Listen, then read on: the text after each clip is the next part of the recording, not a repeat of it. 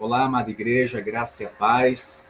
Estamos dando início ao nosso primeiro dia de conferência missionária, plantando igrejas pelo mundo, né? O tema central da nossa conferência missionária, que se inicia hoje, dia 7 de setembro, e vai até o dia 13 de setembro. Então, de segunda a sexta, às 19h30, aqui pelo canal do YouTube da igreja, você vai ter acesso a uma série de bate-papos com todos os nossos missionários, os missionários que são aqui acompanhados, assediados pela Betel. Então você vai ter a oportunidade de conhecer um pouquinho do campo, do trabalho, da vida pessoal. Vai ser um momento muito rico. Então eu convido você a estar conosco todos os dias, às 19h30, aqui acompanhando o nosso canal no YouTube, esses bate-papos.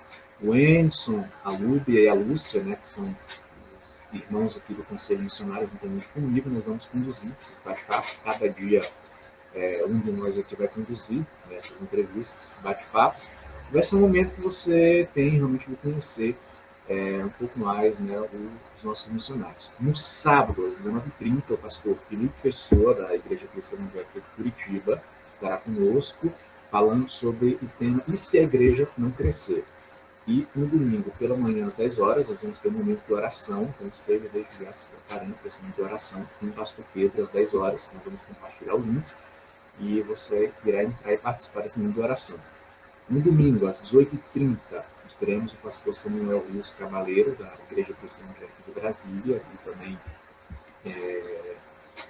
missionário também da MCE, também conosco, né, fazendo o encerramento da nossa conferência missionária. A nossa conferência missionária, né, foi pensada aqui pelo Conselho, pelos nossos irmãos aqui que compõem o Conselho, e nós estamos desde já desafiando a igreja a estar conosco, participando, orando dessa conferência.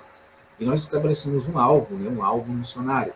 E que alvo é esse? É um alvo de R$3.000 em ofertas, né, missionárias.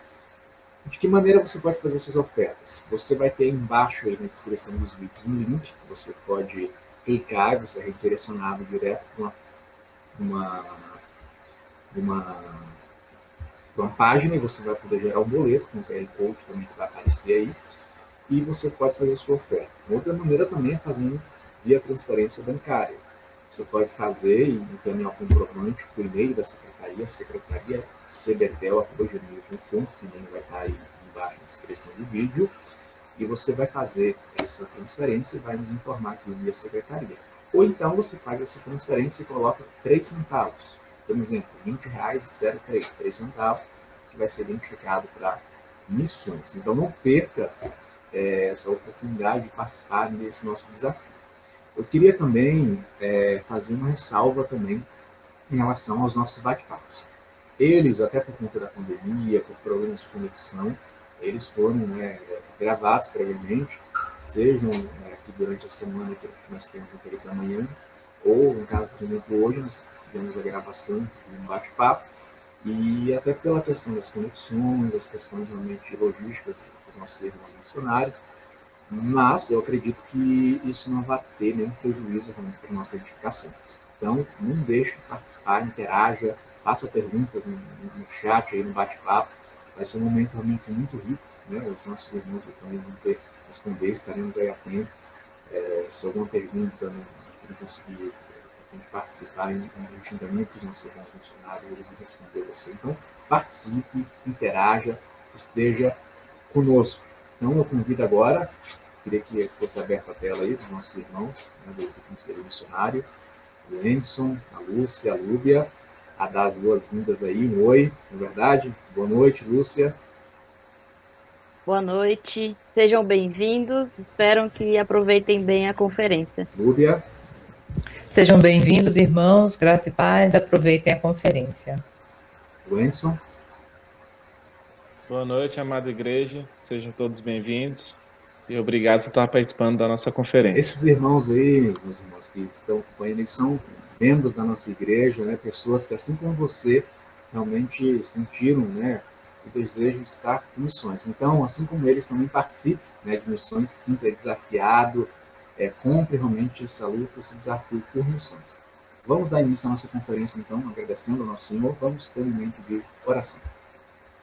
Pai, em nome de Jesus, ó Deus, muito obrigado, Pai. Muito obrigado, Senhor, por esse momento, pela oportunidade que nós temos estar aqui, Deus, enquanto igreja, Deus, ainda que de maneira virtual, mas participando dessa conferência, Senhor, realmente fazendo a tua palavra conhecida, Deus, entre a tua igreja, Senhor, trazendo as histórias realmente de irmãos e filhos teus, ó Pai, que tem pregado o Evangelho, que tem levado o Evangelho, Deus, a outras nações, a outras tribos, a outros povos, ó Deus, e a povos, ó Deus, tão próximos também, Senhor, irmãos nossos, ó Pai, que têm, ó Deus, enfrentado lutas, desafios, mas o Senhor os tem sustentado, Senhor. Queremos te pedir, ó Deus, orientação, queremos realmente pedir, ó Deus, que o Senhor edifique a tua igreja, Deus, por meio dessa conferência, Senhor. E tudo aqui, ó Deus, que venha a ser pregado, venha a ser falado, ó Deus, seja realmente a tua palavra, seja realmente a tua exposição que nos instrui, Senhor.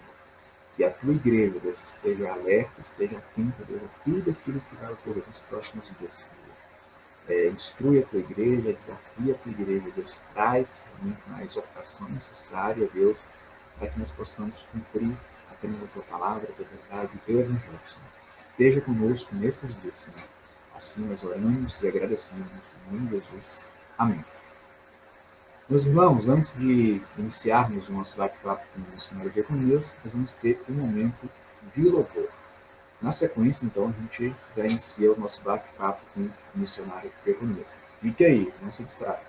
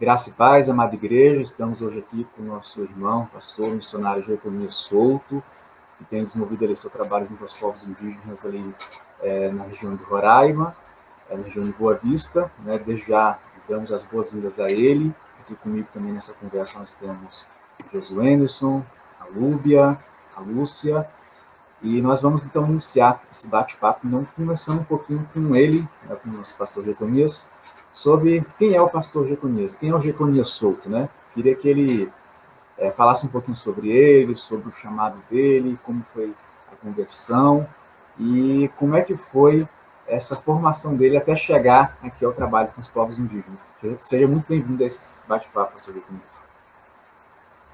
Ok, irmãos, muito obrigado pela oportunidade de participar aí com os irmãos dessa empreitada, né, desse trabalho, desse ministério. Agradeço muito a Deus por isso. Então, me sinto aqui muito feliz para poder participar. Deus abençoe a todos. E vou falar um pouquinho sobre a nossa vida aqui, falar sobre o nosso chamado também. E quero começar dizendo que isso aconteceu já quando eu tinha meus 18 anos de idade, né? E eu sou da Igreja Cristã Evangélica de Parque das Nações, lá em São Paulo. Uma igreja que foi plantada por um missionário canadense, que há muito tempo foi da ICEB, trabalhou em parceria com a ICEB, hoje não estão mais no Brasil. E lá, então, nós recebemos em um culto de missões um missionário que naquela época era de Novas Tribos, trabalhando com o Yanomami, e ele falou sobre o campo, falou sobre as necessidades do campo, deu diversas informações. Então, naquele domingo à noite, eu me senti de fato desafiado, mas ao mesmo tempo confuso, porque a minha vida estava progredindo, né? Estava alcançando vários alvos, mas Deus falou bem forte ao meu coração. Então, eu comecei a pesquisar mais sobre o assunto e com 21 anos eu comecei o treinamento missionário em um instituto bíblico, em um instituto bíblico da Missão Novas Tribos do Brasil. Fiz todo o meu treinamento por lá. Lá também conheci minha esposa, nós nos casamos e ingressamos aí no campo missionário com indígenas. Eu nasci em um lar cristão, meu pai ele já estava na igreja, minha mãe, ele já era presbítero em uma igreja cristã evangélica lá em Fortaleza, no Ceará. E daí ele veio para Brasília, foi presbítero na igreja cristã evangélica em Ceilândia. Depois ele foi para São Paulo ajudar na plantação da igreja que eu sou membro hoje. Então isso já faz muito tempo, né? Então, a nossa vida sempre foi... meu pai é evangelista e tenho tios missionários. Sempre tive perto desse contexto. Então, isso também me ajudou, né, a aprender bastante, a ter perspectiva. Mas Deus sempre colocou pessoas, igrejas, irmãos de igrejas perto de mim, perto da gente, para nos ajudar nessa caminhada. Então, nosso início foi assim. Então, desde o início da tua formação, você sempre teve ali esse contato com os povos indígenas, né? De fato, não com povos indígenas, mas com um contexto missionário transcultural mesmo, porque os missionários que plantaram a nossa igreja, eles eram canadenses. E daí eles eram... A nossa igreja sempre foi muito próxima da missão TEAM, que é uma missão americana, então sempre próximo desse contexto transcultural. Meus pais, eles sempre cuidavam de filhos de missionários também. Às vezes os missionários precisavam fazer certos trabalhos, eles traziam para os meus pais, e a gente passava a semana juntos, às vezes 10, 15 dias ali cuidando. Então, eu sempre tive próximo desse contexto de missões dentro dessa perspectiva transcultural, né? Então, nós temos aqui esses missionários que são de um outro país, atuando aqui no nosso país, e sempre vendo esse pano de fundo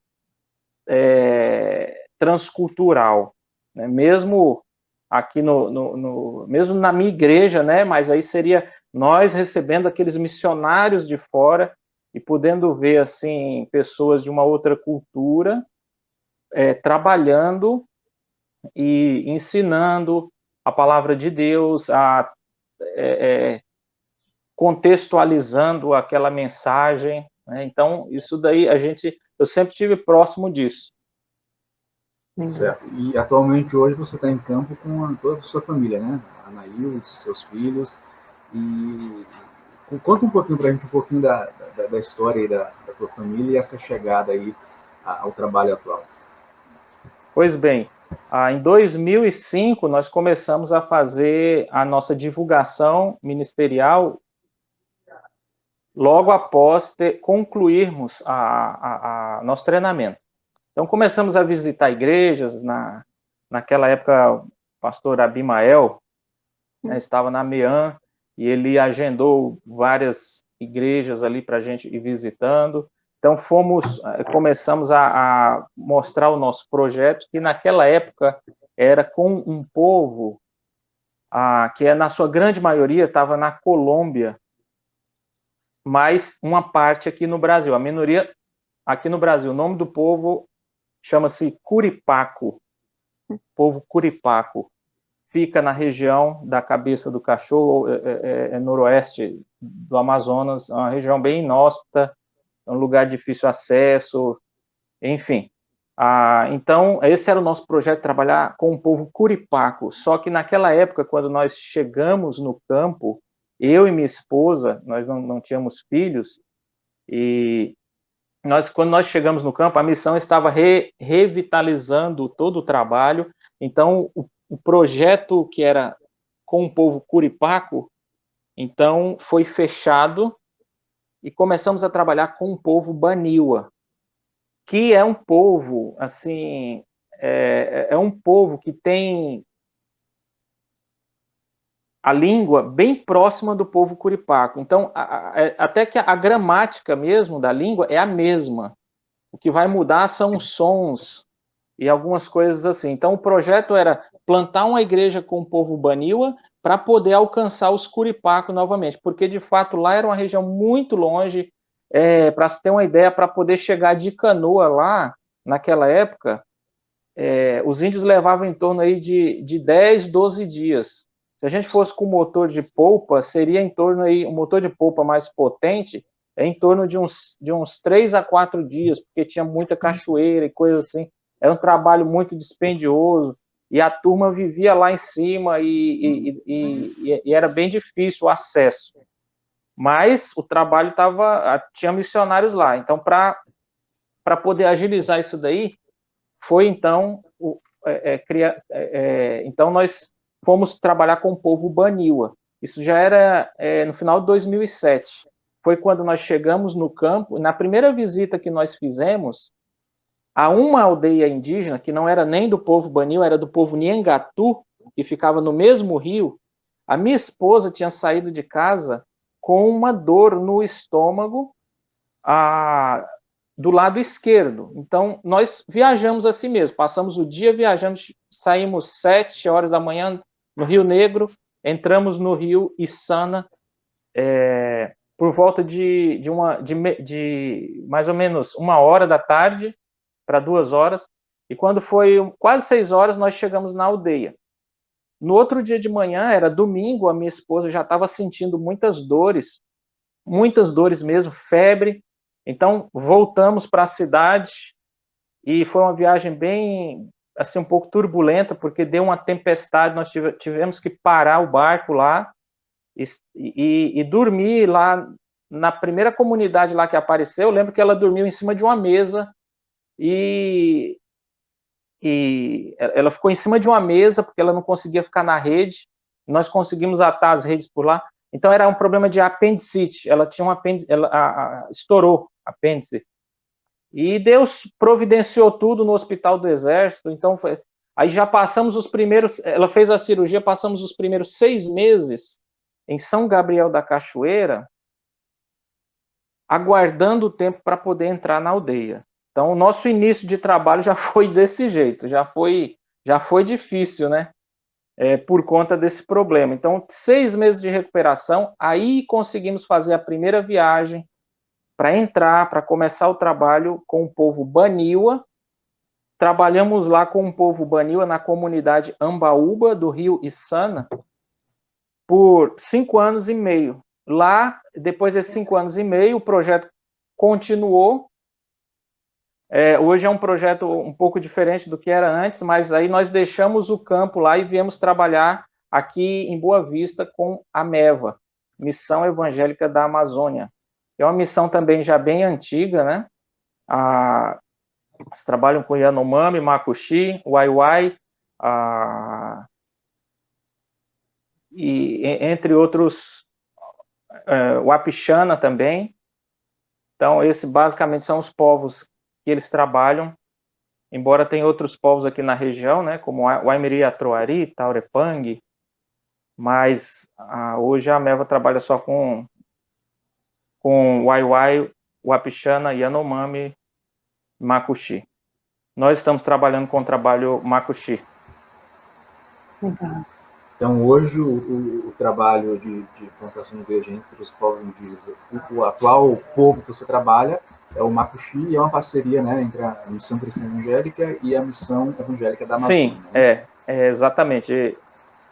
Hoje eu sou da Missão Cristã Evangélica, da MCE, e a nossa missão parceira, na época que eu entrei aqui na MEVA, a MCE estava ainda começando, né, então eles não tinham agrupado ainda os missionários. Então, hoje eu sou da MCE, trabalhando em parceria com a MEVA. Então, a MEVA é a nossa missão parceira aqui, né, que dá assistência em algumas áreas aqui, que a MCE ainda está estruturando. Então, essa é a importância de missões parceiras, né, no trabalho. Tem quanto tempo já que você tem o trabalho aí com os Macuxi?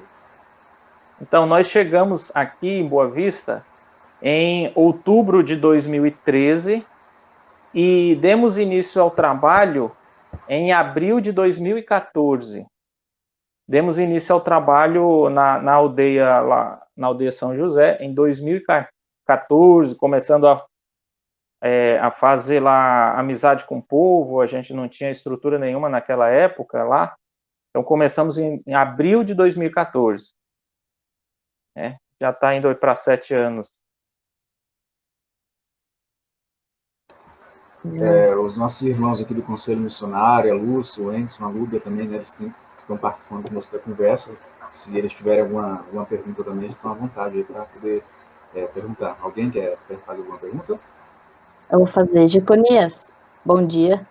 Bom dia, porque a gente está gravando durante o dia. Hoje tem uma igreja entre os Macuxi e... É uma pergunta, né? Hoje tem uma igreja entre os Macuxi e qual que é a visão deles sobre igreja? Ok. Então, vou falar um pouquinho sobre estratégia também.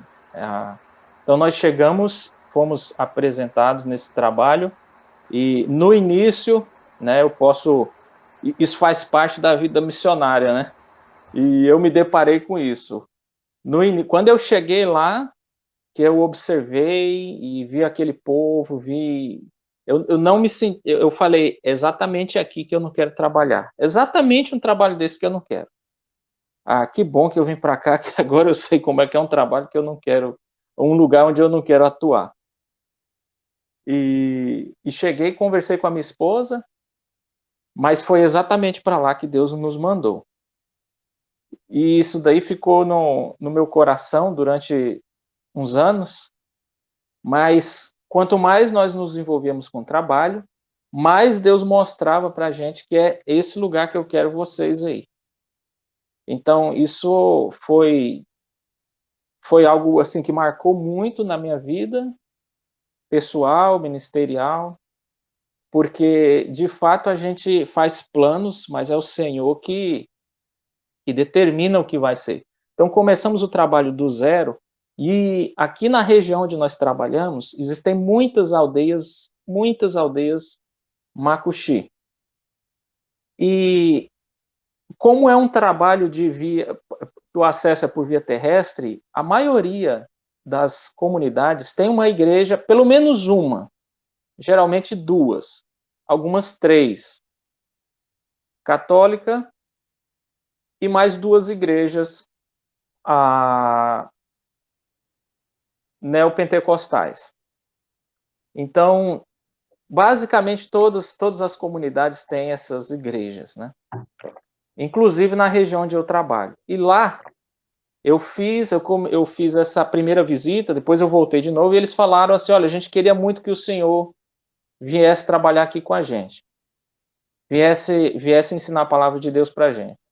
Só que aí a gente percebe que nessas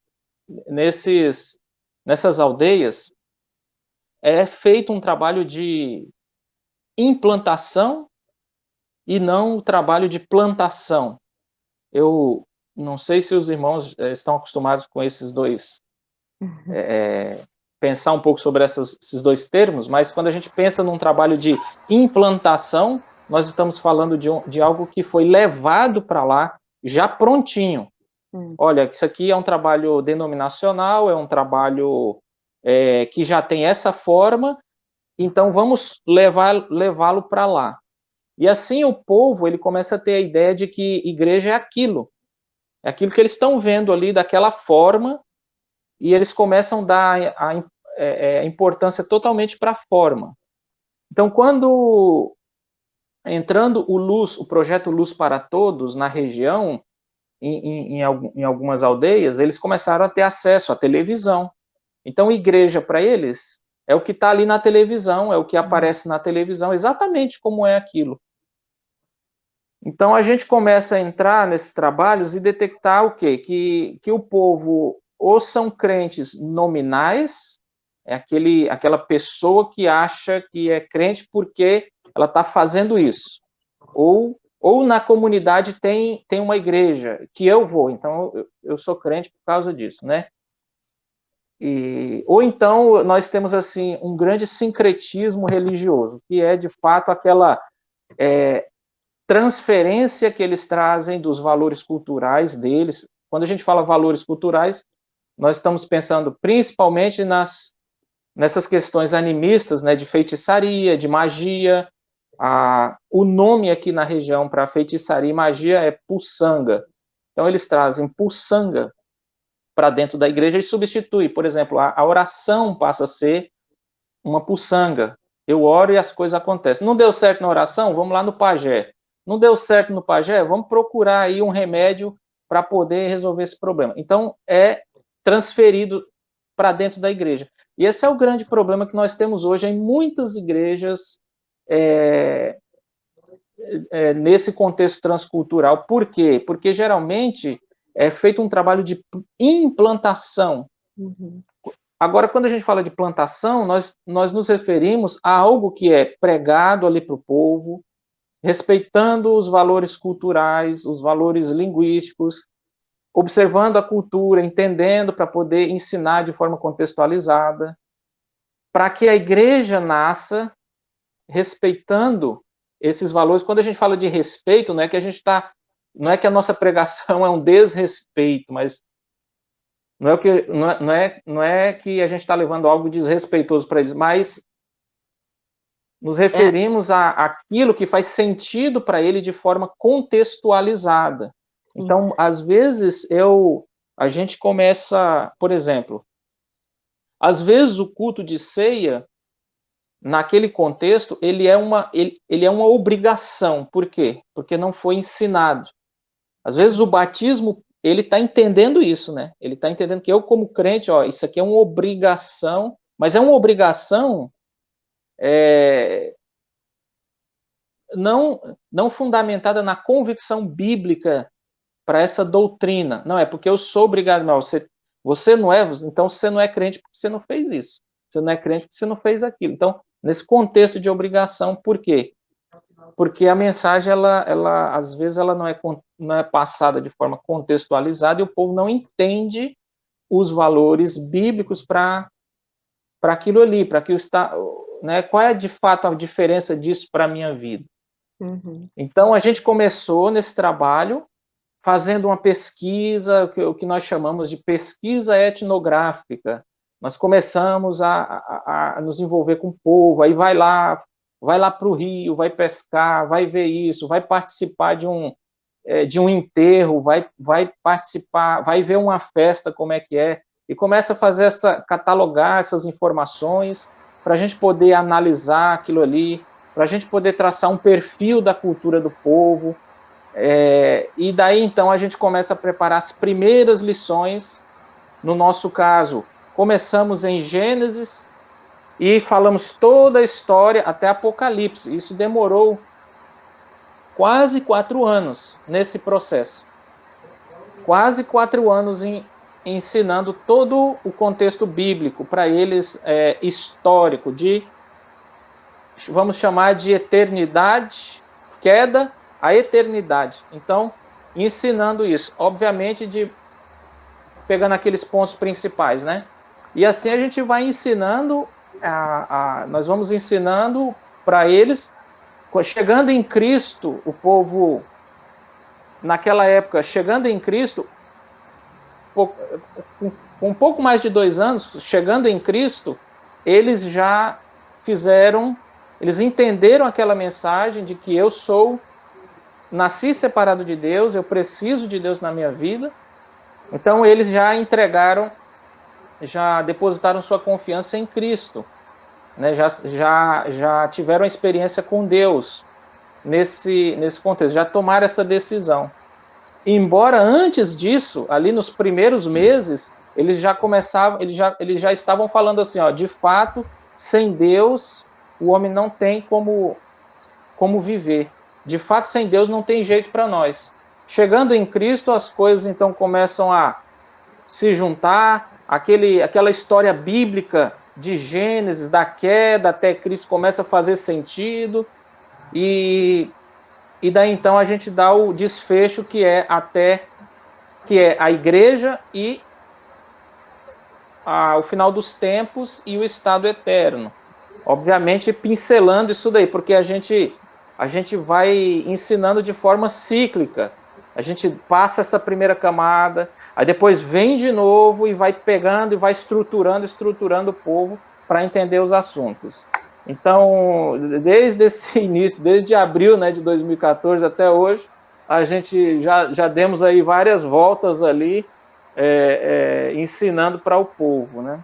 E hoje nós já terminamos o estudo da ceia.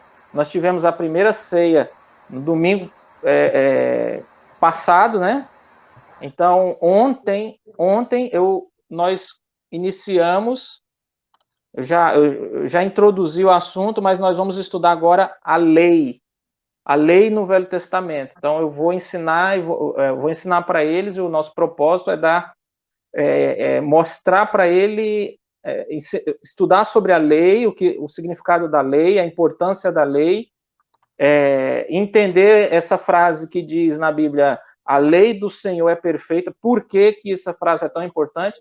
Para poder fazer sentido, então, o Novo Testamento para eles, quando se fala em graça. Então, essa aí é a nossa próxima etapa. E aí, Jeconias, assim, a tua história ministerial, ela traz muito a necessidade de um preparo até chegar a esse ponto, realmente, de plantar uma igreja entre os povos indígenas. E aí, dentro disso, eu queria te fazer uma pergunta. Em algum momento aí da tua história ministerial, você teve algum choque cultural?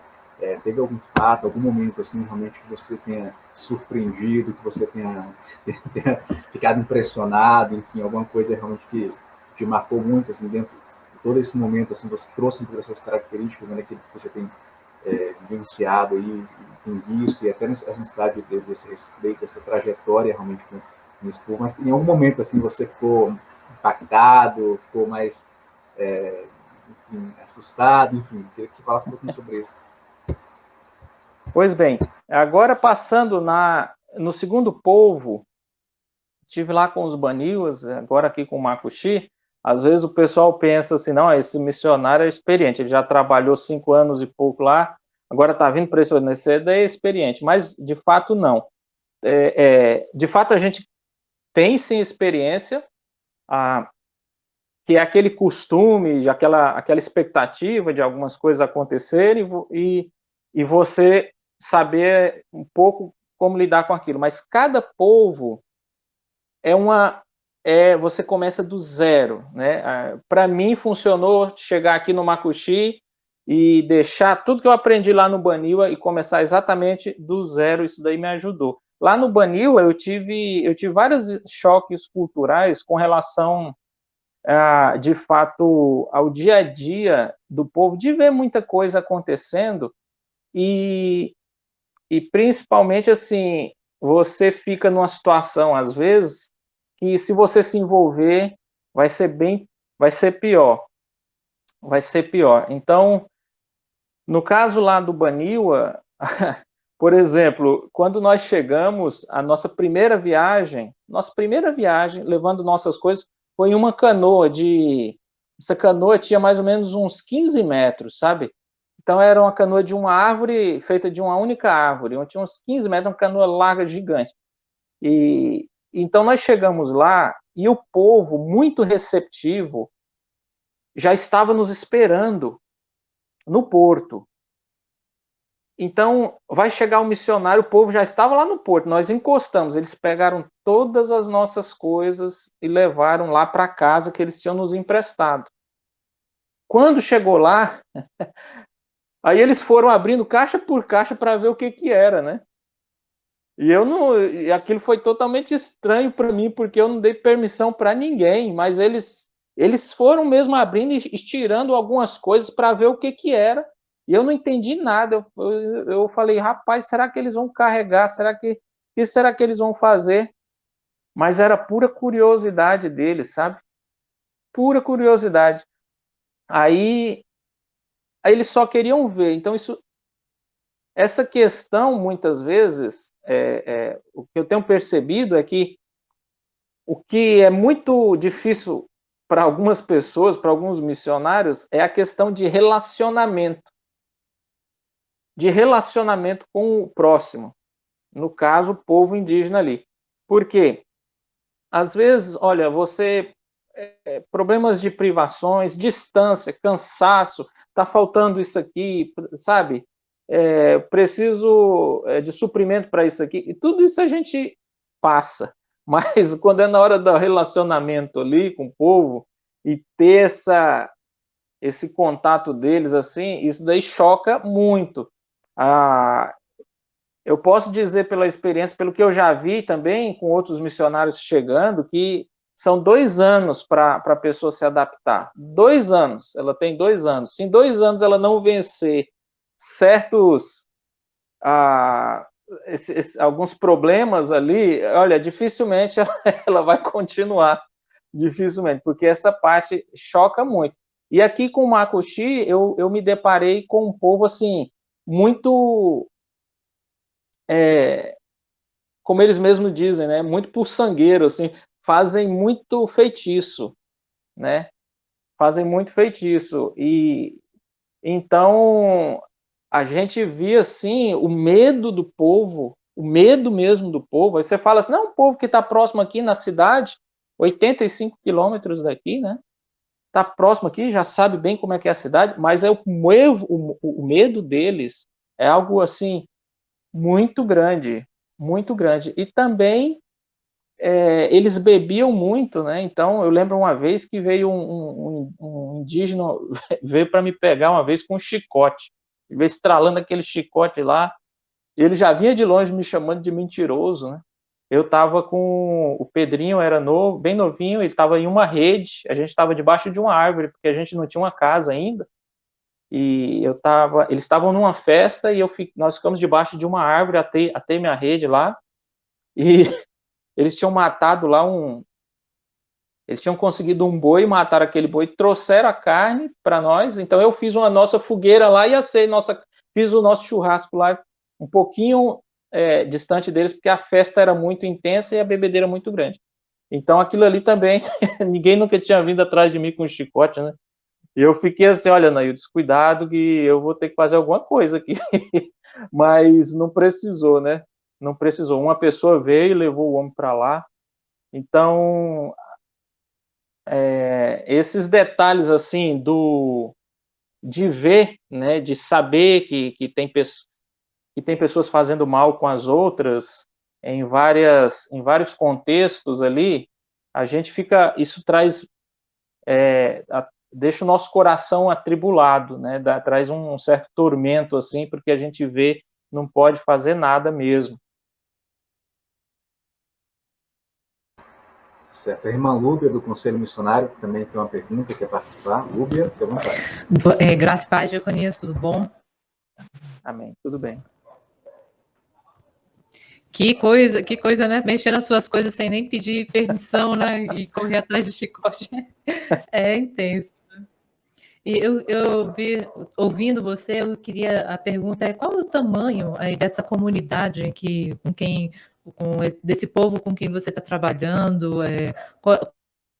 Quantas famílias dá para separar dessa forma, proporcionar quantas famílias? Como é que é essa rotina? E eu vi que você falou que foi um trabalho longo, né? 2 anos só de pregação de Gênesis até Cristo, né? E depois mais 2 anos para agora, né, fazendo esse trabalho já pregando depois de reconciliados, né?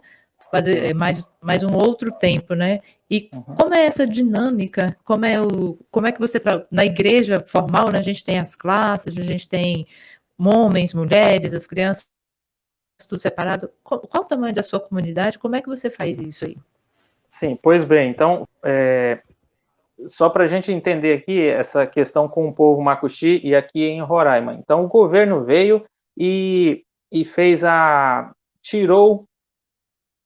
Isso aqui é uma região aqui de Roraima, produz muito arroz, né? Então, tirou os arrozeiros das suas terras e entregou para os índios.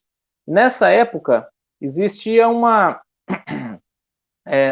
ação de ONGs que diziam assim: olha, quanto mais vocês morarem espalhados uns dos outros, mais terra vocês vão conseguir. Então, criou-se várias comunidades e esse pessoal que nós estamos trabalhando, eles são também deslocados da comunidade maior, da comunidade Vista Alegre. Então, se a pessoa chega lá, aonde nós estamos trabalhando, lá no sítio São José, onde nós estamos hoje, e perguntar de qual comunidade vocês são, eles vão dizer assim: nós somos de Vista Alegre, que fica a 6 quilômetros de onde eles estão. Por conta dessa questão do governo, então, muitos se espalharam. Nós fomos apresentados nessa aldeia, nesse que eles chamam de sítio São José, nós fomos apresentados lá por um indígena Macuxi, que é de uma igreja que foi iniciada por um dos missionários da Meva, assim, há muitos anos atrás. E esse irmão, esse indígena, a família dele é de lá, e ele queria muito mandar alguém para lá. Então foi quando nós chegamos, nós fomos. Nós estamos trabalhando com esse grupo ali da comunidade, da aldeia São José, que são em torno ali de umas 15 pessoas só. Mas eles moram afastados uns dos outros, são 500 metros, 1 quilômetro, 1,5 quilômetros uns dos outros. Então eles vêm para o culto. E na comunidade maior de Vista Alegre, nós temos em torno aí de mais ou menos de quase 1.000 pessoas, dá quase 1.000 pessoas ali, naquela comunidade maior.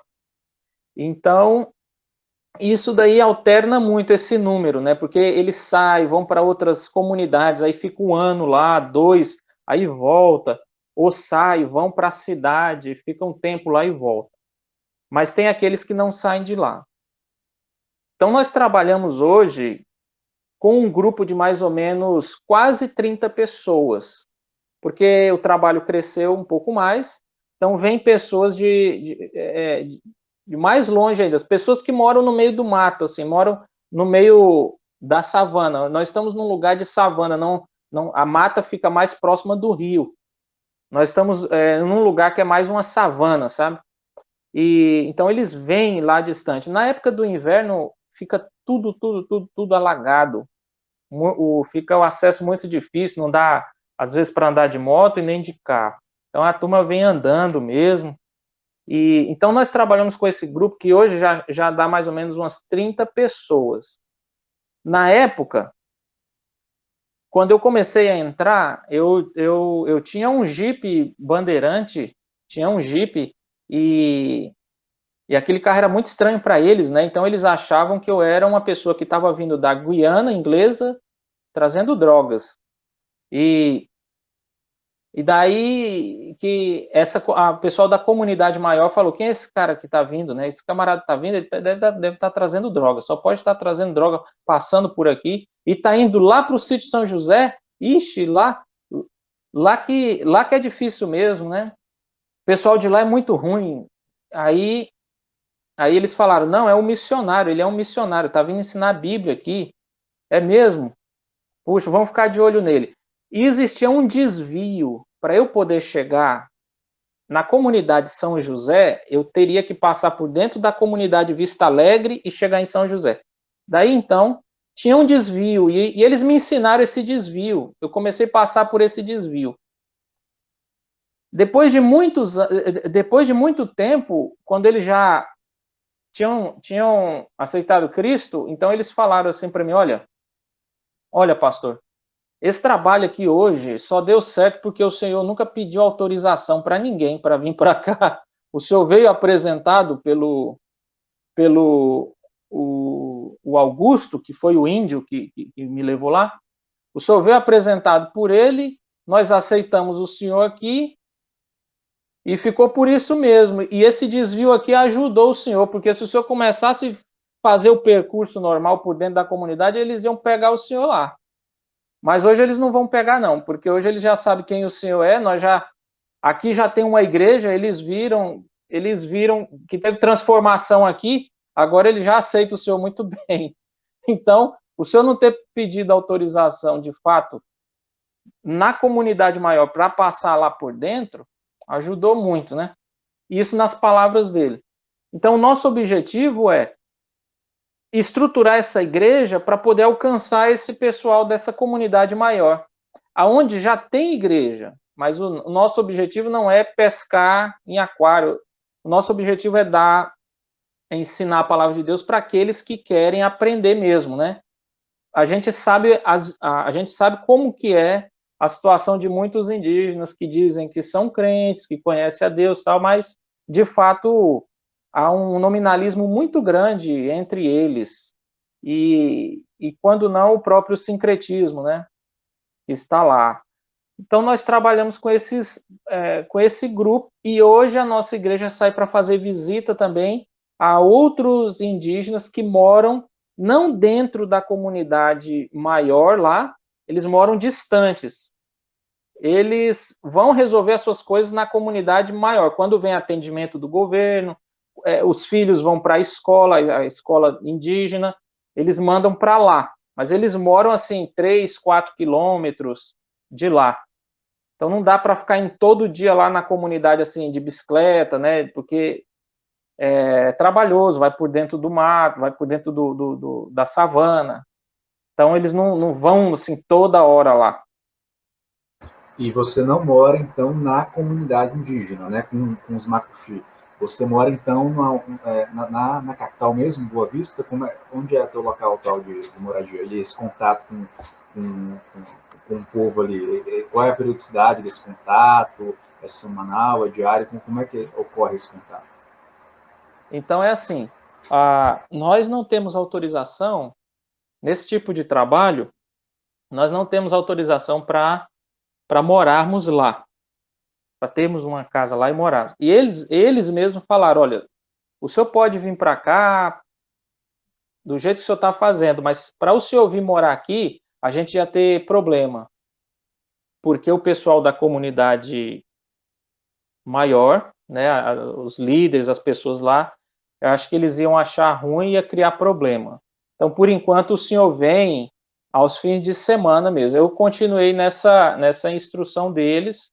Então, nós moramos aqui em Boa Vista, eu estou agora aqui numa casa que a gente aluga, aqui em Boa Vista.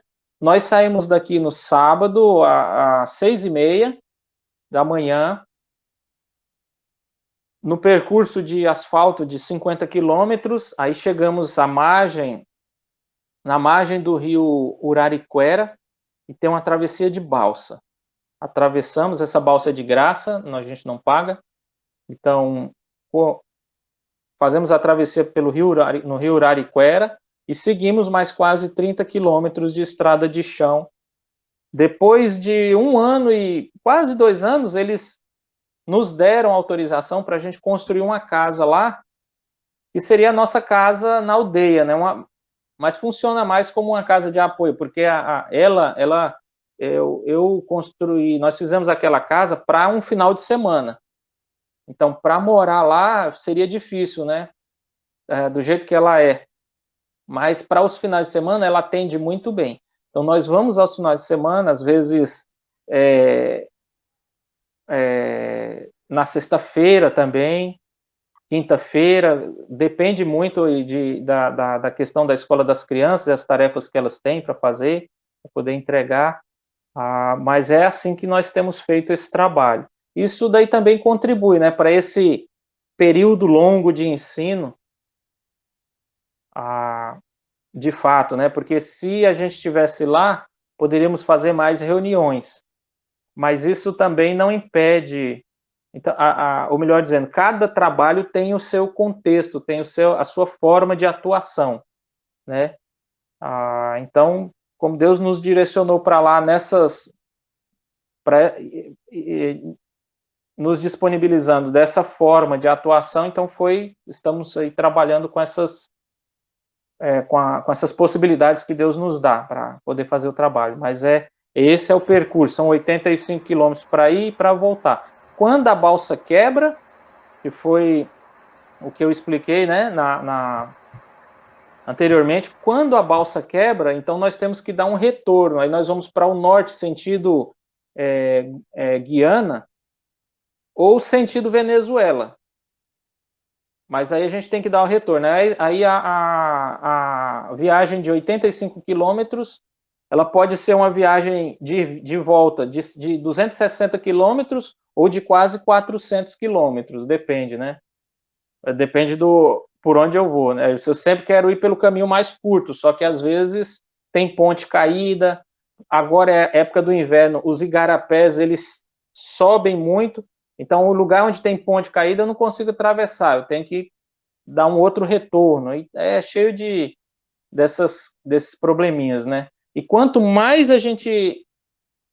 distante for, mais inóspito é a região, mais difícil, lugares onde passa gente de 3 em 3 dias, então se o carro quebrar lá, aí fica muito difícil, né, para sair, para pedir ajuda, fica bem difícil mesmo.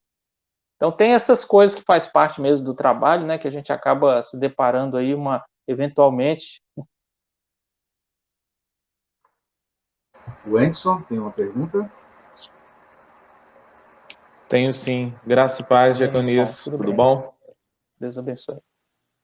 Jeconias, você fala um pouco assim, a sua esposa, sua família, seus filhos, qual é a idade deles? Eles te ajudam no campo? Como é que eles fazem esse trabalho junto com você? Qual a importância deles estarem com você nesse momento? E nesse momento de pandemia, esse momento que está acontecendo, como é que está sendo o seu trabalho no campo missionário? Então, graças a Deus, a nossa família está muito bem. Nós temos 3 crianças, a Eloá de 10 anos, Pedro de 7 anos e o Levi de 5 anos. A minha esposa, Naildes, acho que ela faz o trabalho bem melhor do que eu faço, sabe? Porque o trabalho dela gera um grande resultado para mim. Na realidade, nessa questão cultural, nessa dinâmica de se envolver e aprender e observar uma cultura, eu dependia muito dela. Então, da minha esposa, porque ela colhia nas visitas que ela fazia para as mulheres, ela colhia muita informação do que estava acontecendo, coisas que os homens não falam, culturalmente os homens não passam essas informações. E as mulheres passavam para ela. Então eu pegava dela e anotava tudo isso e para ler depois, para estudar isso depois, para eu poder preparar as lições.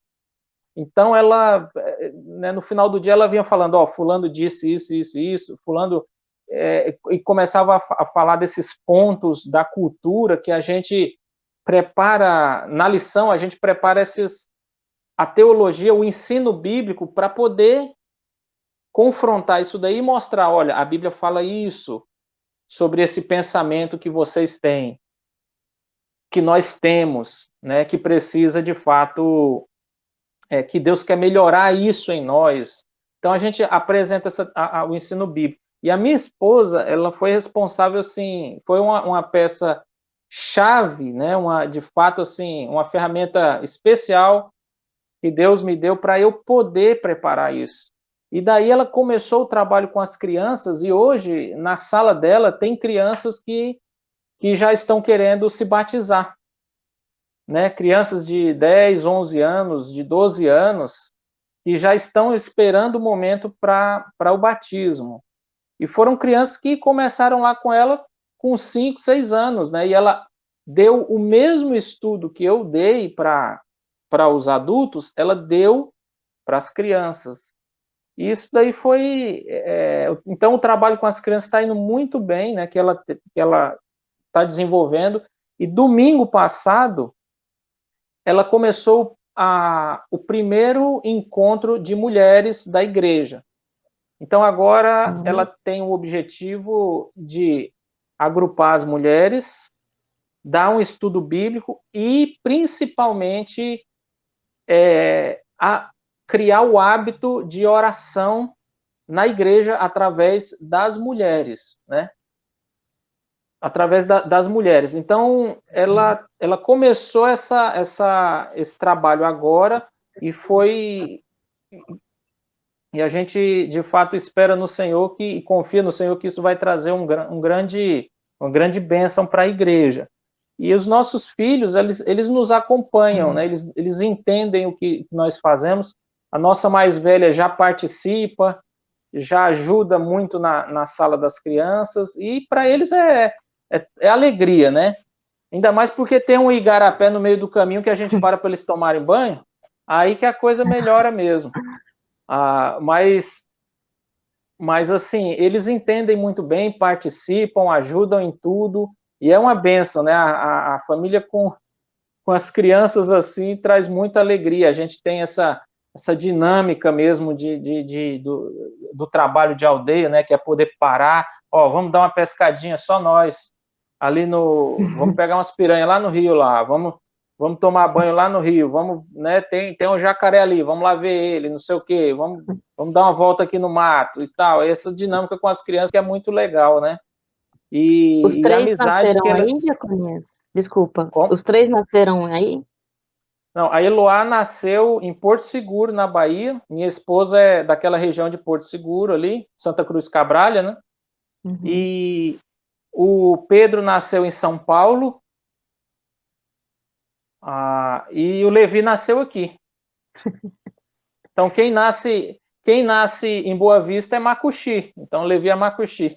Olha, que legal. É família de missionário mesmo, cada um num canto. Mas tem sido uma bênção. A gente, né, tem sido muito bom esse trabalho aqui, poder envolver as crianças, né? E elas sabem muito bem o que a gente faz e sabem muito bem a importância delas no trabalho também. E esse trabalho aí, Jeconias, até agora, quais metas você vê que conseguiu alcançar com esse povo? Né? Você até já mencionou algumas datas, alguns períodos de anos de estudo e tudo mais, mas você consegue assim, ver e olhar para o horizonte, ver que ainda existem algumas etapas que precisam ser avançadas ainda, algumas você já cumpriu. Como é que você vê hoje e analisa, né, os resultados, as metas desse trabalho aí com esse povo? Certo. Faltou também eu responder a última pergunta com relação à pandemia, eu vou incluir agora nessa resposta. Então, das metas que nós tínhamos, nós conseguimos cumprir, de fato, e tivemos bons resultados. Tivemos bons resultados. Eu estou falando sempre aqui da parte boa, né? Mas nós tivemos também períodos em que o povo dava aquela esfriada, aí tinha problemas externos que vinham. Então tivemos muitos pontos assim de conflitos, alguns pontos de conflitos também, onde a gente tinha que ter paciência. Chegou momentos que a gente falava, olha, tal pessoa não vai dar certo não. E era exatamente aquele que Deus escolheu para nos ajudar e que está mostrando uma vida de testemunho, né? Então, nós tivemos, assim, antes da pandemia, conseguimos cumprir os nossos objetivos. Eu acho que somente quando nós chegamos no batismo, que era para ser de fato em 2019, final de 2019, mas nós não conseguimos terminar os estudos bíblicos, né? Aí ficou para início de 2020, então teve o batismo no início de 2020, agora. Aí entrou a pandemia. Então, para esse ano, era para eu já ter entregue a confissão de fé da igreja, que eu escrevi anteriormente sobre isso, sobre a confissão de fé, que a gente, de fato, não é entregar um documento, uma coisa como nós temos na nossa igreja, no site da nossa denominação, né, tá lá a confissão de fé. Então, dê uma lida lá. De fato, a confissão de fé que nós queremos entregar para eles é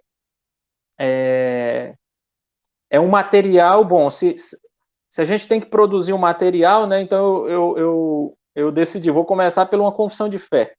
Então, produzir um material, uma confissão de fé, que eles tenham em mãos como uma ferramenta para defesa da fé em resposta a outras seitas que têm entrado. Tem algumas seitas aqui, algumas bem malucas, que entram aqui usando o nome de Deus, obviamente, né?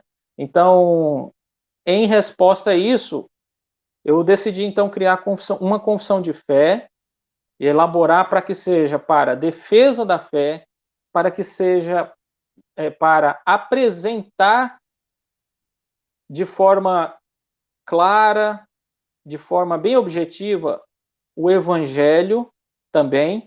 Então, eles podem usar a Bíblia, mas eles têm aqui alguns pontos que eles podem estudar, se preparar para poder falar para alguém e também para o crescimento da igreja, como material que eles podem receber e ter em casa e ler aquilo ali, aproveitar para fazer um culto devocional, um culto doméstico, alguma coisa assim, usando aquele material para início, né, nessa fase de criarmos materiais. Então, eu ainda não concluí a confissão de fé, né, eu ainda estou... sempre quando eu volto lá, mais um culto, aí eu vejo alguma coisa aqui, uma coisa ali, eu quero incluir, eu quero tirar, mas estou preparando isso daí para entregar para o povo. Então, a confissão de fé, de fato, da igreja, é uma ferramenta, né, de defesa da fé, de fortalecimento da fé e de proclamação da fé. Então, esse alvo nós temos ainda, nós gostaríamos de já ter concluído, mas por conta da pandemia, nós ficamos muito tempo aqui em casa, aí eles começaram a nos visitar, começaram a dar bons testemunhos, que eles de todo o período da pandemia, só 2 domingos eles não se reuniram. Então, eles continuaram se reunindo e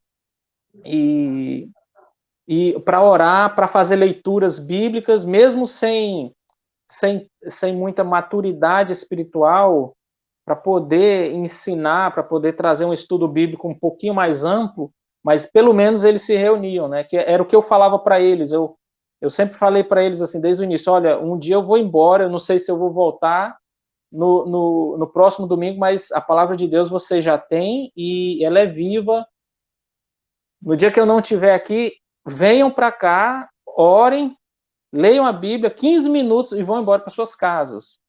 Porque de tudo isso, o mais difícil é vir.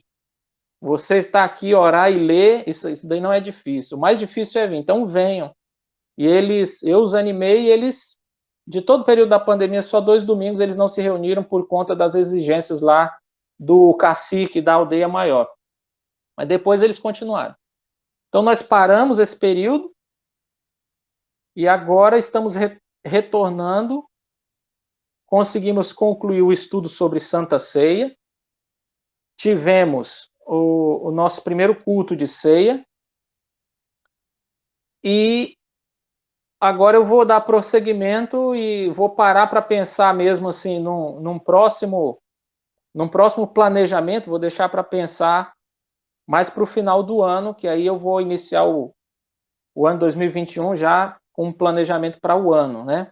Mas até lá eu quero concluir, já dei início aos estudos sobre a lei do Antigo Testamento, e como eu disse aqui, o nosso propósito é de fato explicar alguns fundamentos para eles e ampliar o conhecimento bíblico deles no Velho Testamento. Então eles precisam ver a Bíblia assim como um todo, né?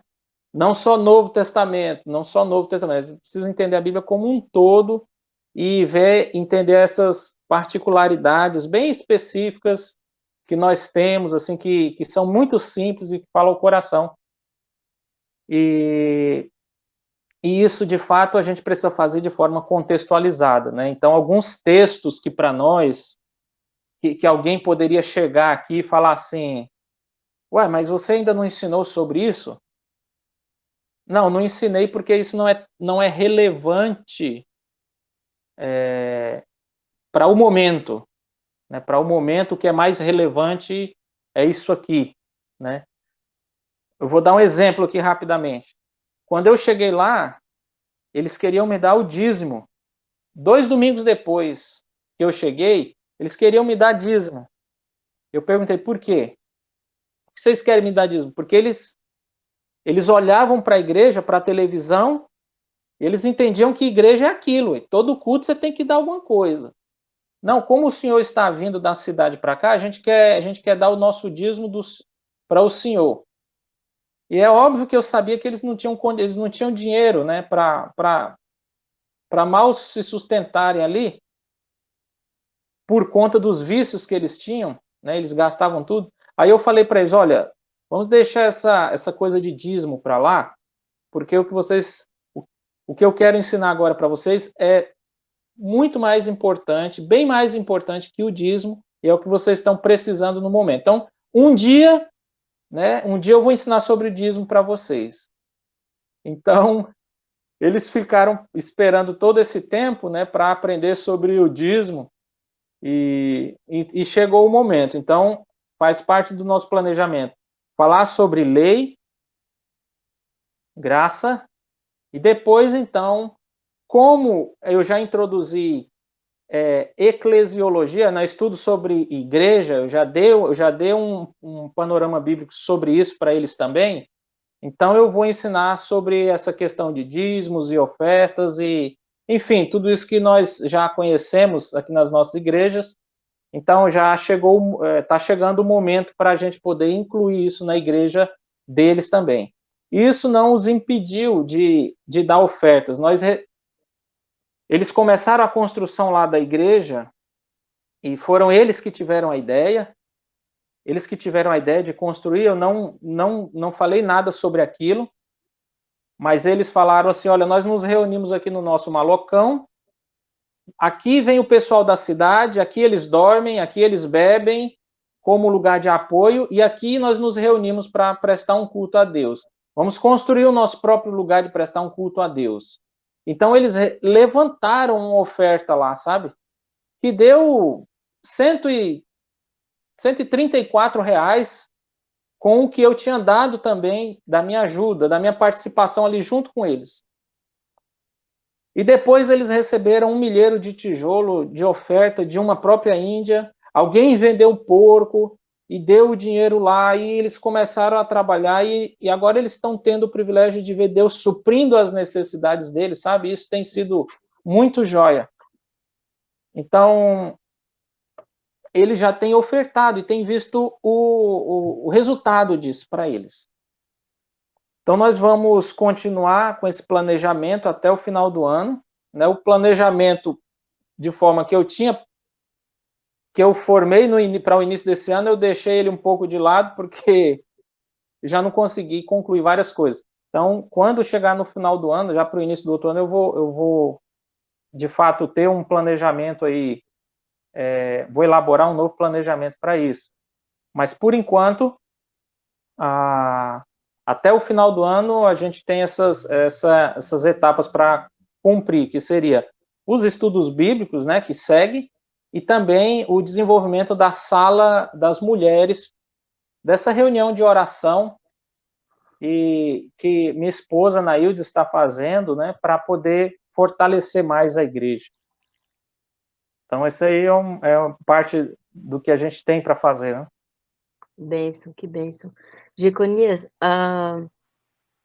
eu ia comentar sobre o tempo de trabalho. A gente acha que é só o missionário ir implantar a igreja, vai para outro lugar, né? As pessoas, a igreja precisa entender que é um trabalho a longo prazo, que não é ir, sair, né? Não é ficar pingando, é a vida, você vive aí, é a sua vida, né? Sim. Assim, se Deus permitir e quiser que você vá para outro lugar depois, aí é outra história, mas a princípio é um trabalho a longo prazo, né? Você está falando de estudo bíblico, leitura da Bíblia. Sobre a língua, eles falam português? Os estudos são feitos em português ou é na língua macuxi? Tem a Bíblia traduzida? Pois bem, nessa região onde nós atuamos, tudo feito em português, mas não é bem esse assim, eles têm um jeito de falar deles, né? A minha esposa deu um estudo esse final de semana para as mulheres e na Bíblia estava a palavra hipocrisia. E ela perguntou, vocês sabem o que é hipocrisia? Aí elas falaram, olha, a gente está tentando descobrir isso até hoje, já faz muito tempo, mas a gente não consegue saber o que é, né? Então, a coisa é bem devagar, né? A coisa é bem devagar. O trabalho é feito em português e para algumas regiões tem pessoas falando macuxi, só que a mudança ela está sendo muito rápida. No geral, dos povos indígenas, a mudança está sendo muito rápida, cada vez mais aprendendo português. Por quê? Por causa dos programas do governo, né? Que tem, de fato, inicialmente dado dinheiro para o povo, dado benefícios, então o pessoal tem que vir para a cidade, tem que sacar, tem que aprender a mexer com o banco, tem que aprender nas repartições públicas e tudo mais, aprendendo português, então eles já não estão mais falando somente a língua. No caso do macuxi, é em português. Tem sim o Novo Testamento traduzido em macuxi, mas a gente não vê. Né? A gente não vê, assim, é muito difícil. É difícil você encontrar hoje um macuxi querendo falar macuxi, ou falando macuxi na sua própria casa. Né? É bem difícil, porque essa mudança ela está acontecendo em todo o contexto indígena de forma muito rápida. Em algumas regiões mais rápido, outras regiões de forma mais lenta. E também existe a questão do próprio perfil cultural do povo, porque se ele tem um perfil mais tradicionalista, ele não avança tanto. Ele não avança tanto nesse processo de mudança, porque ele é mais tradicionalista, sabe? Agora, alguns que têm um perfil que tem o perfil contrário disso, vamos dizer assim, ele é mais progressista, no sentido de querer mudar, não, eu quero Porque muitos vão dizer assim, não, eu quero ser igual o branco, quero ser igual o branco mesmo. E ensina português pra gente, eu quero aprender português, eles querem mesmo mudança. Esses grupos, eles mudam muito rapidamente, vai mudando muito rapidamente. Então, aqui é feito o trabalho em português mesmo, contudo, a cosmovisão do povo, ela permanece em muitos aspectos, assim, totalmente acesa, né? Então, a cosmovisão é aquela coisa interessante, né? Você aprende inglês, você vai morar lá na Inglaterra, ou em outro país que seja, né? Mas você leva todos os seus costumes de onde você está. Todas as suas crenças permanecem ali por muito tempo, até você, se for o caso, mudar, né? Descobrir a verdade nessa área, agora eu vou mudar. Mas enquanto isso não tem, essa mudança, esse processo de cosmovisão não acontece, mesmo que eles não falem o próprio idioma deles, eles vão continuar por muito tempo. Então, o sentido, pelo menos que eu vejo, no contexto missionário atual indígena, tendo em vista que essas mudanças têm acontecendo no aspecto linguístico, é exatamente esse. É que o povo continua com a mesma cosmovisão, com os costumes, né? Alguns mitos vão deixar de ser contados, mas vão continuar sendo vividos. Então o missionário chega e apresenta a teologia bíblica, de fato, que lhes mostre a verdade com relação àquilo ali. Então, olha, eu conheço a cultura, eu conheço esse ponto cultural, para eu poder mostrar essa teologia bíblica aqui para eles. Para isso, então, a parte que importa, de fato, é a gente ensinar, né? Se for na língua do coração mesmo do povo, naquela língua que o povo ainda tem, a língua tradicional deles, né? A língua original deles, vamos dizer assim, então o missionário precisa passar por essa barreira e depois a barreira cultural. Senão, o missionário ele precisa passar pela barreira cultural, mesmo falando português, mas ainda assim tem algumas barreiras ali que você precisa para poder alcançar o coração do povo, de fato, né? E traduzir, deixar a mensagem traduzida. A mensagem traduzida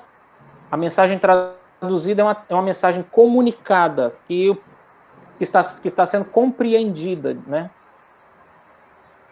Jeconias, nós estamos já caminhando para o final aqui desse nosso bate-papo, até estendemos um pouquinho, porque de fato é muito rico, né, o nosso bate-papo, é realmente um momento de crescimento, de edificação muito bom, ouvir, né, conversar um pouco sobre esse trabalho.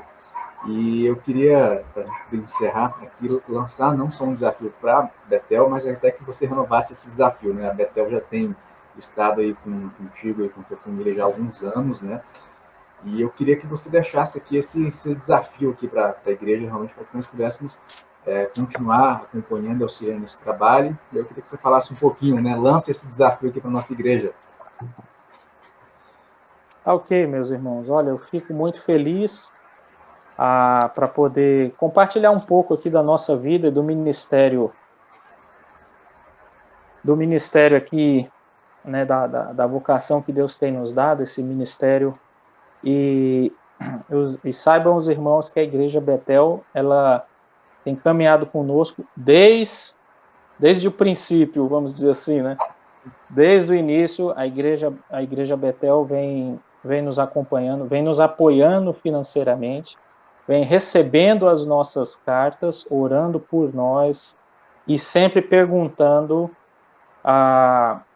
sobre o trabalho, sempre se envolvendo conosco. Então, é o tipo de coisa que a gente, de fato, assim, fica, como será que eu poderia agradecer, né? Então, o que nós temos para falar é muito obrigado mesmo. Deus abençoe grandemente essa igreja. E eu quero só ler um versículo aqui em Atos 20, 24, que quando Paulo ele fala assim: todavia não me importo, nem considero a minha vida de valor algum para mim mesmo, se tão somente puder terminar a corrida e completar o ministério que o Senhor Jesus me confiou, de testemunhar do evangelho da graça de Deus. Isso se estende a todos nós, a toda a igreja, a toda pessoa, todo crente, né? E, de fato, o desafio para a igreja que eu gostaria de deixar é: continue investindo tempo, continue investindo recursos, continue investindo suas vidas nesse ministério, porque ele é precioso. E ele é precioso para Deus. Precioso para Deus. Deus quer ver a igreja se envolvendo com isso. É muito claro também da parte de Deus que ele dá, nosso Senhor Jesus, ele dá liberdade para a igreja escolher a área de atuação, para a igreja tomar decisões sobre ministérios, para a igreja poder atuar. O nosso Senhor Jesus Cristo, ele dá liberdade para isso, né? E isso daí é muito bom para nós, porque nós podemos interagir, nós podemos conhecer e saber e ter a liberdade que Jesus nos dá de poder nos envolver nisso aqui, ou não, nos envolver naquele trabalho ali, ou não, conforme o Senhor, ele nos orienta. Mas nós temos que ter essa convicção, né, de fato, que esse ministério é de grande valor para Deus. Deus está com a igreja, Deus está com os irmãos, Deus está com missões, né? Por isso vale a pena cada empreitada nossa, né? Cada coisa que a gente investe da nossa vida para ver pessoas conhecendo o nosso Senhor Jesus Cristo. Continue firmes nesse ministério, na vocação que Deus tem dado para vocês, para toda a igreja, porque vale a pena, e vale muito a pena servir o nosso Deus, irmãos. Muito obrigado por tudo, muito obrigado por toda a ajuda, todo o apoio que os irmãos têm nos dado. Nós esperamos em breve poder fazer mais uma visita aí na igreja e estar pessoalmente com os irmãos, se Deus assim permitir. Amém. Muito abençoado esse momento, Dioconias. Muito obrigado. Vamos orar para encerrar esse momento, agradecendo desde já, realmente ao Deus que nos conduz e que direciona tudo. Vamos orar. Pai, em nome de Jesus, ó Deus, muito obrigado, Senhor, por esse trabalho, pela vida, Senhor, do Dioconias, da Anaildes, do Pedro, da Eloá, do Levi, Senhor, Deus, de toda a família, Deus, do Dioconias, Senhor, que está, Deus, em campo, Deus, realmente fazendo a tua obra, Senhor. Que o Senhor esteja com ele, que o Senhor continue com ele, ó Deus, abençoando, dando sabedoria, capacitando o Senhor a levar a tua palavra, Deus, àqueles povos, meu Pai. O Senhor, meu Pai, continue, Deus, a sustentar, Deus, sustentar esse ministério, Senhor. O Senhor continue, meu Deus, realmente a impactar, ó Deus, a realmente mover a tua igreja para o trabalho missionário, Senhor. Agradecemos, ó Deus, por tudo e desde já, ó Deus, renovando a nossa confiança em Ti. Oramos e agradecemos em nome de Jesus. Amém. Amém. Amém. Amém. Então, muito obrigado, irmão Dioconias. Obrigado, Lúbia, Lúcio, Enson, né, que estiveram aqui conosco nesse bate-papo. Tivemos realmente um momento muito rico. Muito obrigado. E convidamos já a igreja. Fiquem na paz de Deus. Amém. Amém. Já convidamos a igreja a estar conosco amanhã, né, no bate-papo com o missionário Abraão. Ele, né, vai falar um pouquinho sobre o seu ministério de base, né, ele e a Vanessa, né, são irmãos missionários que são acompanhados pela nossa igreja, e ele vai falar amanhã um pouquinho sobre esse ministério de base, se realmente destrinchando um pouquinho desse ministério, as características, o campo, enfim. Esteja conosco amanhã às 19h30. Muito obrigado e até amanhã.